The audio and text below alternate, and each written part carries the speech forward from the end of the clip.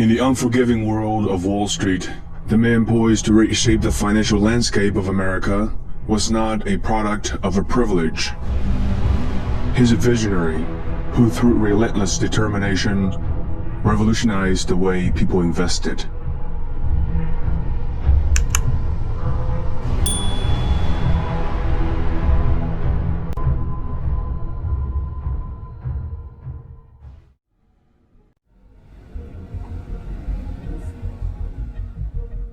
In 1905, Charles Schwab's grandfather moved from New York to California, seeking a fresh start. And soon he established himself as a respected lawyer. Charles' father, Lloyd Schwab, follows suit and also becomes a lawyer, and eventually is elected as the district attorney for Yolo County. As a young man, Chuck feels the immense pressure to succeed. But what Chuck does not know is that he was born with dyslexia, a learning disability not officially recognized until the 1970s. Chuck was a very strong-willed person. He would spend a lot of time after school rereading the books, trying to translate the words on the paper to something that his unique mind can understand. Additionally, he compelled himself to read a lot of stories about successful people like Rockefeller and JP Morgan, which further motivated him to become a really hard worker.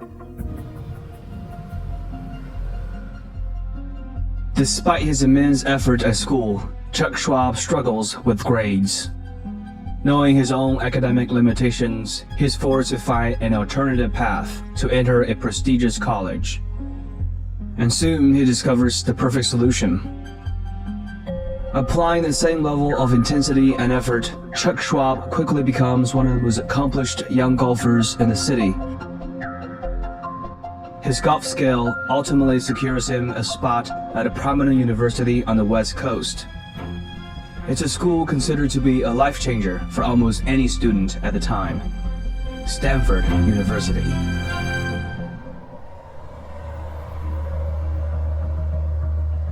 Chuck Schwab's golf skill may have gotten him through the door at Stanford, but he quickly realizes that it will not keep him there unless he finds a way to overcome his reading disability. During the first 2 years, his grades were so poor that he was on the verge of getting expelled. English, I was really slow in, so I had a terrible time in reading things. I was particularly good at math. I was sort of advanced and all that stuff. There's so many different ways that you can solve a maths problem. So that's where it's sort of a gift to someone who is dyslexic, because they can have their own way validated, and it can be the right way to get there. One subject that allows him to showcase his unique strength is economics. With incredible effort, Chuck eventually graduates from Stanford's MBA program at the top of his class.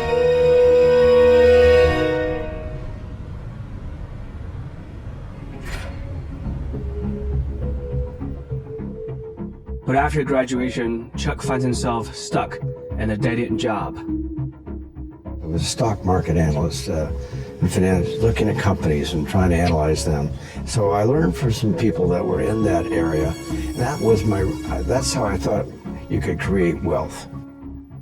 In order to reach that level of success like his heroes JP Morgan and Rockefeller, he becomes fixated on starting his own company. After spending only 2 years at Foster Investment Service, Schwab teams up with his 2 colleagues and a client to establish their own company, First Commander Corporation. So this was the 1960s. So the market was booming. So Chuck saw there was a need for investors to have high quality, well-researched newsletters, very analogous to financial media companies like Bloomberg today. The company becomes an instant success. Within a year, they gained 3,000 subscribers, each paying $72 annually for a subscription. They generate $216,000 for subscriptions, which is equivalent of $2 million in revenue in 2023.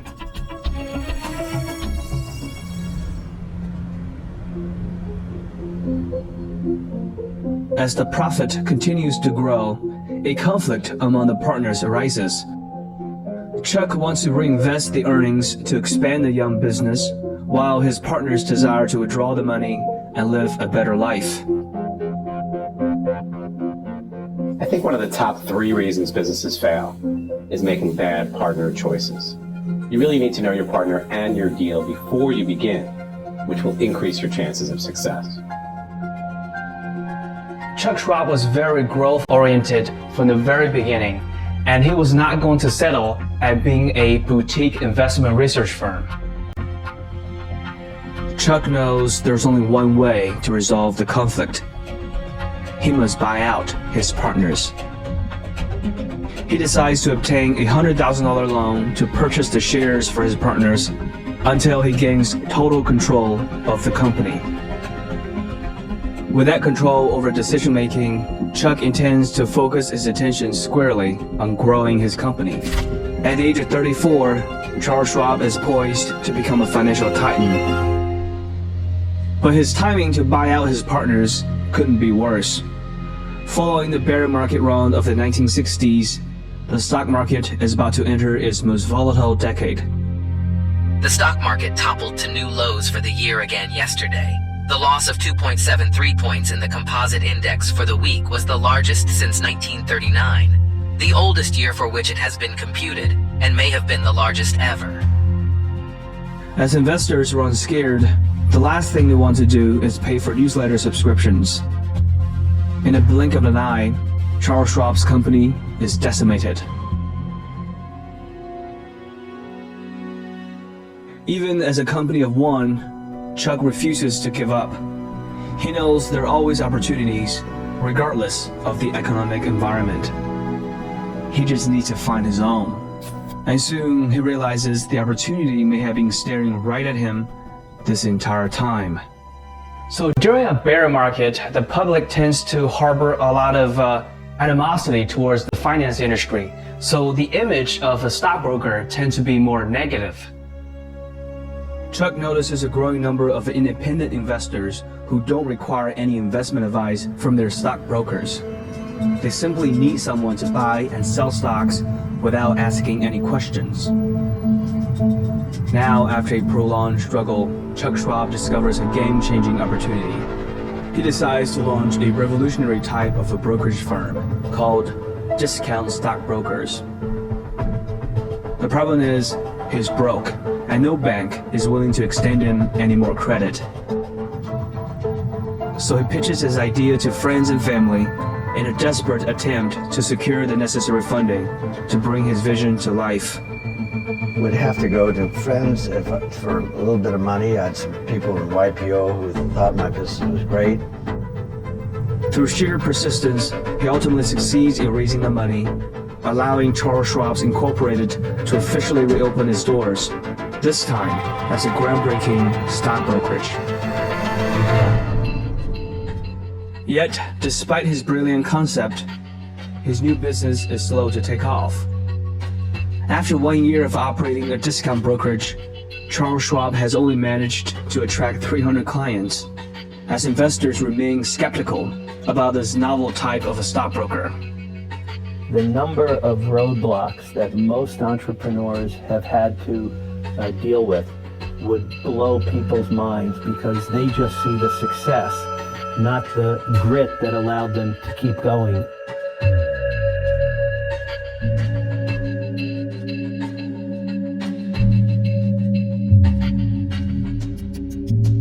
Just less than 5 years since he started the discount brokerage business, the market begins to see the value of this new approach.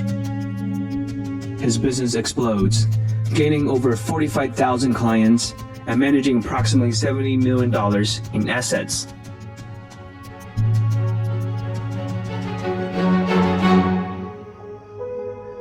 As the business skyrockets, Charles Schwab now has a different kind of problem. The company was growing so fast, or too fast, that it wasn't enough just to reinvest earnings. It needs more outside capital. Chuck determines that the best option is to go public through an IPO. But the plan falters before it gains any traction.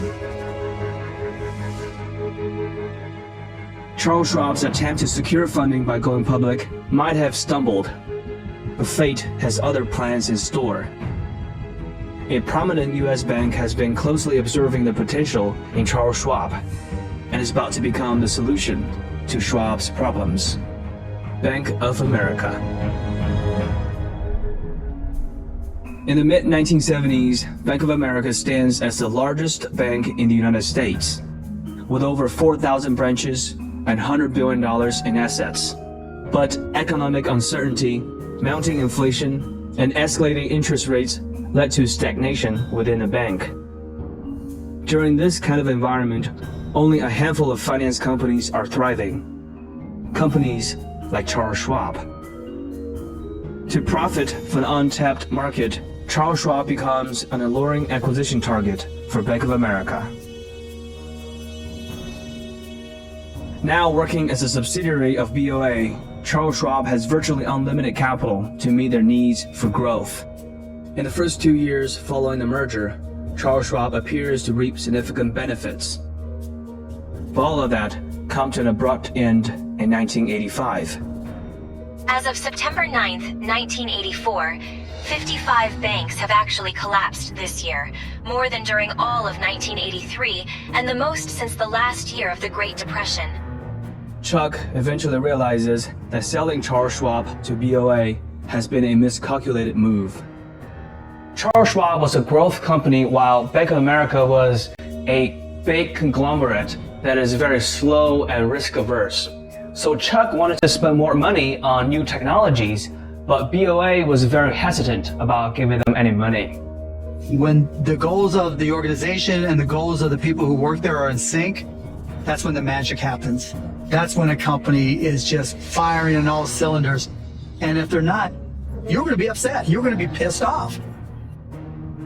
Chuck's influence over significant investment decisions is limited, leaving him unable to pursue his vision for his company. He makes a fateful decision, one that now appears inevitable. He's going to reclaim ownership of Charles Schwab from BOA. So he led a group of investors in a leveraged buyout of Charles Schwab Corporation, and the deal was valued at $280 million, and most of it was debt. So once again, Charles Schwab was betting his own fortune just so that his company could be independent. So you had a lot of your net worth tied up there, and you also had a lot of debt ahead of you. I had all my net worth and then some. Chuck Schwab knows his firm may have gained the necessary independence, but the leveraged buyout deal places the firm at a significant financial risk. He needs to reduce the firm's debt by increasing its equity. The only viable option to achieve this is by taking the company public. The problem is, he has already tried it once and it failed. He is uncertain if people will show interest this time around.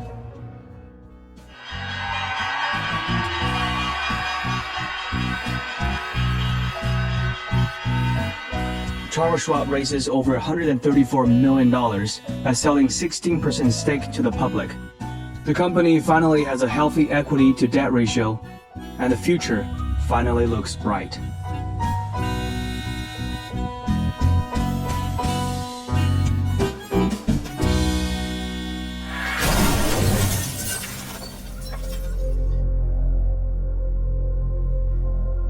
Just days after Charles Schwab's successful IPO, the financial market ground to a halt, resulting in what comes to be known as Black Monday. Stock markets were in free fall around the world today. The fall in Wall Street was worse than the crash of 1929. Chuck is watching his world begin to crumble once again, right before his eyes. Due to the crash, Charles Schwab is forced to cut costs for the first time, laying out 15% workforce and reducing payroll by $9.1 million. Shortly after going public, we had the crash of '87. Our stock dropped from 15 was the IPO price right on down to 6. But Chuck knows the only way to survive for any business is by finding a new way to grow. He just needs to find that path forward. Chuck Schwab managed to reduce the risk by going public because he understands economic cycles. Finance legends like Chuck Schwab know that good times like that of the 1980s won't last forever. as LA newspapers retroactively called 1987 the best and the worst year for IPOs. These macrocycles in our economy continue today, with IPO proceeds plummeting 94% in 2022. But this time, investors like Chuck are prepared for shocks with an unexpected investment, one he's put tens of millions into throughout his career. Many people don't realize that Chuck is actually one of the top 200 art collectors in the world. In his mind, contemporary art is part of his portfolio as an asset. It makes sense because contemporary art prices have outperformed the S&P 500 from 1995 to 2022. And amid 2022's record volatility, ultra-wealthy collectors like Chuck doubled their median spending on art. But billionaires haven't bought it all up. The global value of art is expected to grow at a whopping $1 trillion by 2026, almost doubling the current global value. In fact, many subscribers of this channel and myself have been investing in art for years thanks to Masterworks' art investment platform. Masterworks' fractional approach means you don't need millions of dollars to allocate to blue chip pieces, and they have a track record of $45 million in art sold so far. Every single Masterworks exit so far has returned a profit to investors. I'm a proud investor in a Basquiat painting on Masterworks, and through the link in the description, you can skip the waitlist to invest alongside me in a few clicks.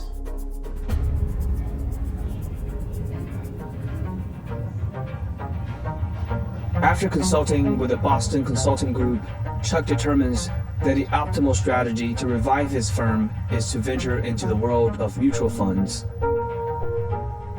Back in the 1990s, the mutual fund industry really took off.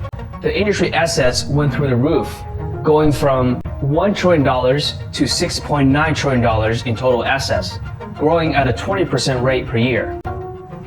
Leveraging their substantial customer base, Charles Schwab finds itself in an ideal position to capitalize on the burgeoning growth of mutual funds by establishing its own.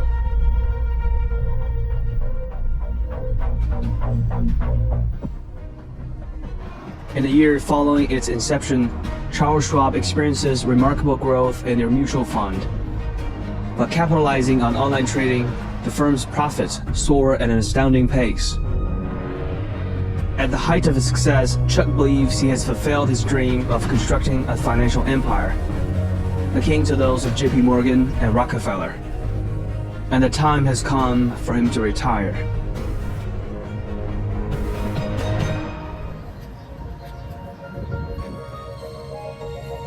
David Pottruck, previously serving as the company's president, steps up as Chuck Schwab's successor. With the high standards set by Chuck, Pottruck is determined to elevate Charles Schwab even further, while preserving the success that Schwab already has. But during a bull market like that of the 1990s, it was easy to perform well. So Pottruck started a lot of initiatives that seemed to have some success.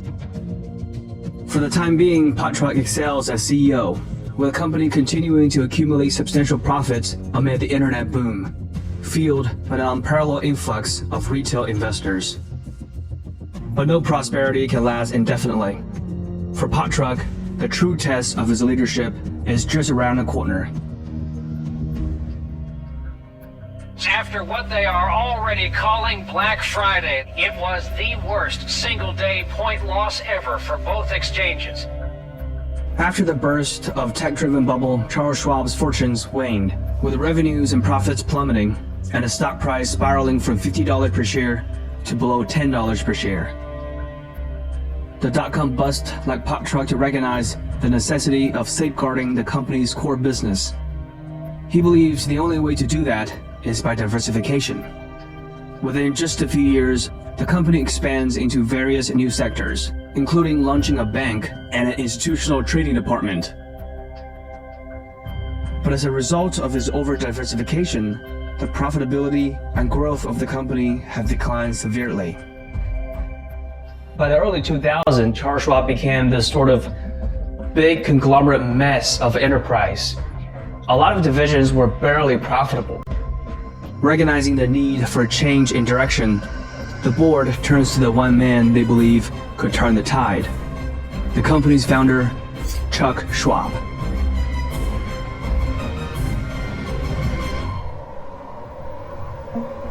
Charles Schwab Corp., the famed San Francisco discount broker that has struggled since the dot-com bust, abruptly dumped Chief Executive Officer David Pottruck this week, replacing him with the 66-year-old founder who shares the company name.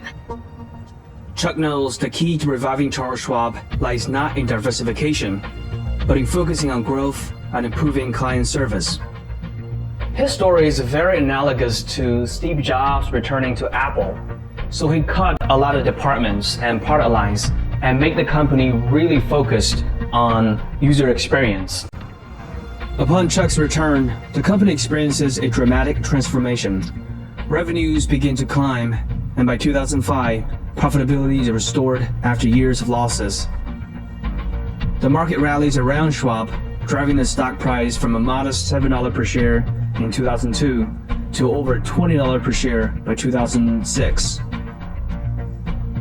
Having rescued the firm, Chuck Schwab retires one last time, passing the CEO title to Walter Bettinger. For Bettinger, the future appears bright. Confident in his ability to avoid Pottruck's pitfalls, he prepares to steer Charles Schwab to a new era.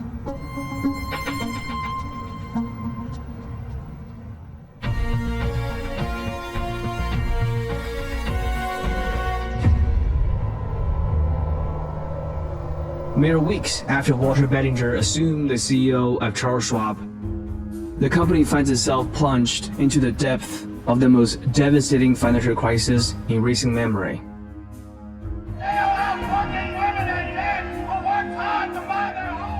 As the crisis deepens, Charles Schwab becomes one of the most vulnerable firms on Wall Street.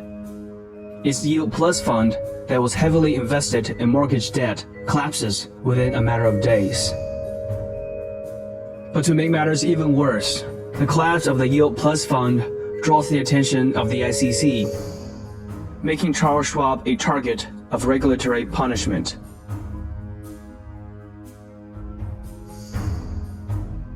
As the new CEO of Charles Schwab, Walter Bettinger is in trouble.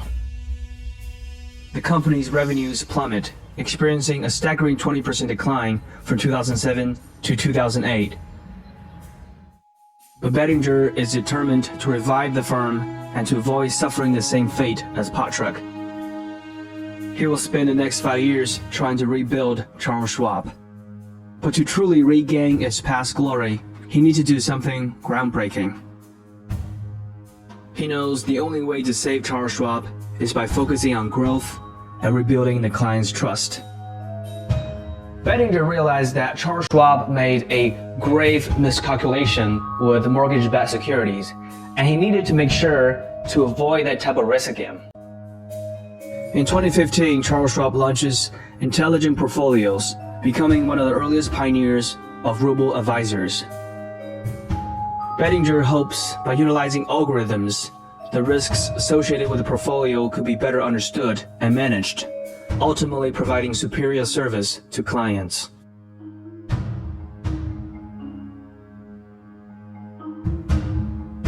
I would tell people to buy Schwab. Now, he bought a lot of stock and he came on, and he's a terrific guy, he's a brave guy.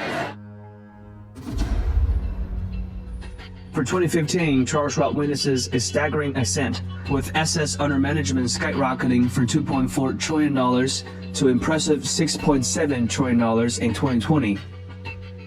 Meanwhile, the active brokerage accounts tripled, surpassing 30 million, as innovations like Intelligent Portfolios captivate a new era of investors. As is the case with a lot of big companies, the growth is not necessarily organic anymore. For Schwab, it came from acquisitions like USAA and StreetSmart. Thanks partly to Walter Bettinger, Charles Schwab becomes the undisputed king of stock brokerages. His sheer scale and power have effectively kept his competitors at bay. What none of them realizes is that the biggest challenge will emerge from the most unexpected places imaginable.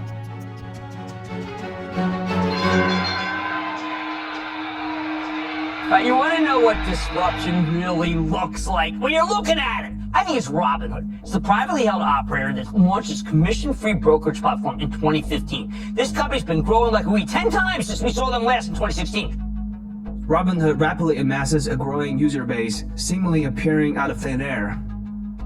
Baiju and Vlad embody a new era on Wall Street, where young visionaries achieve the impossible through innovation and resourcefulness.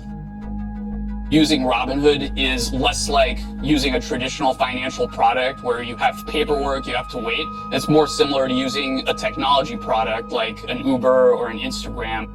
Its rise was fueled by a surge of novice investors and heightened demand for online trading amidst the global COVID-19 pandemic.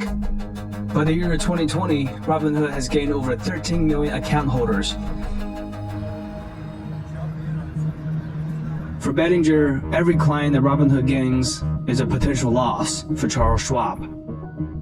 Sensing the urgency, he realizes that a time has come for his company to strike back. Well, the investing world rocked last week when Charles Schwab announced the firm would go to zero commissions on equities and ETFs. Removing the trading commission will cause a temporary revenue setback for Charles Schwab. Investors don't see it as good news for the industry. Shares of Schwab fell sharply today. So did rivals like TD Ameritrade, E-Trade, and Interactive Brokers. Bettinger is betting that Charles Schwab's quality service and better infrastructure will convince people to choose it over Robinhood. But by sheer coincidence, Robinhood is about to make a grave mistake and playing directly into Bettinger's hands.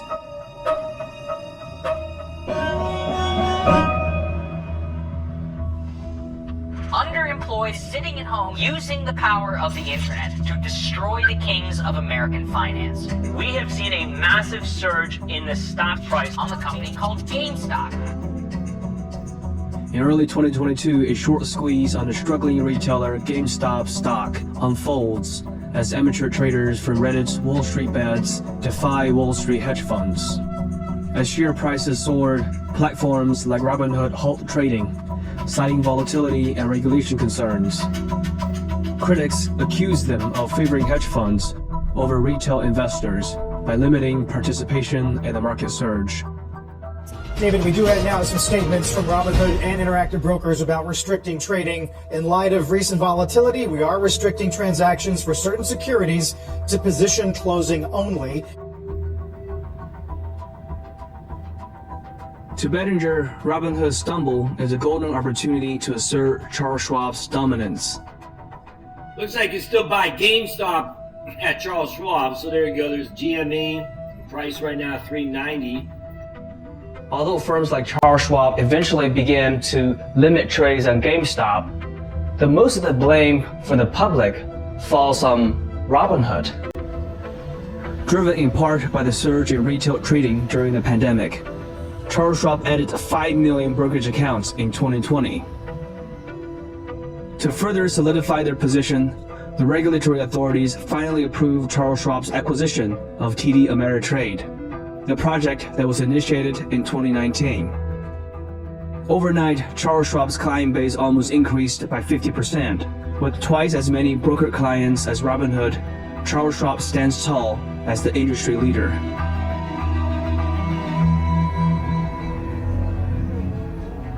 By 2021, Charles Schwab remains a hungry financial giant with over $7 trillion under management. To me, the biggest lesson from all of it is your performance, or the performance of your organization, isn't determined by what happens to you. It's determined by how you lead, the choices you make, the behaviors you bring, and that even in extreme environments, that's true. While Chuck Schwab laid the foundation for this legendary firm, his successor Bettinger has proven instrumental in his lasting legacy. Yet, the future of Charles Schwab is still uncertain. As rivals like Robinhood rise, the company must adapt and innovate to maintain its supremacy in the ever-changing world of finance, where even giants can perish in mere days. The struggle for continued prosperity and survival for Charles Schwab has only just begun.